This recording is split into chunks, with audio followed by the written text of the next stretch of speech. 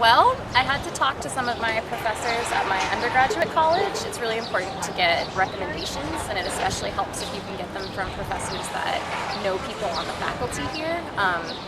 So when you have professors that have actual relationships with someone, then it's more than just saying, oh, they were a good student. They can actually give you a more personal recommendation from one person to another person. And specifically for grad school, because what you're doing is so specific and you're choosing like a career or just one thing that you want to study, if you have one professor that worked with you in that area, and then they can recommend you to another professor at the grad school who specializes in that area and convince them that you're someone that they would want to work with and have working for them, then that's really helpful.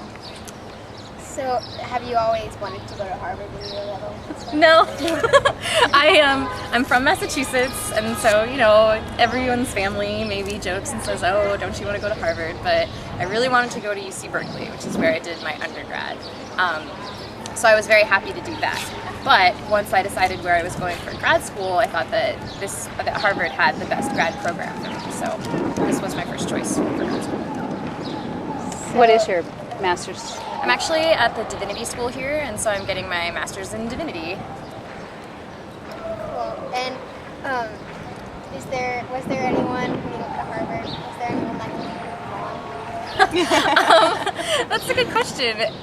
In some ways, yeah. I think that people have an idea of what you have to be like to be a student at Harvard, and that everyone's maybe stuck up and super intellectual or like rich and plays lacrosse. And I think with a school that's big enough, you're going to get all types of people. So those stereotypes can be proven true, and then there are also people that you look around and you're like, wow, that's really interesting that you're at Harvard. Yeah.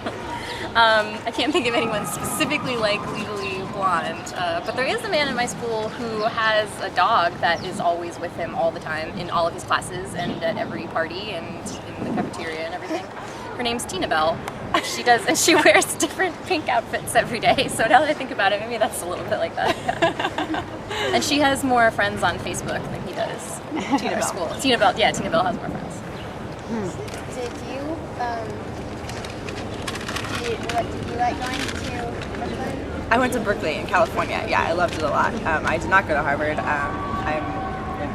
But you're just wearing a Harvard I just like to visit, and I have this t-shirt that my mom got when she visited here when she was 19. An old Harvard t-shirt. Yeah.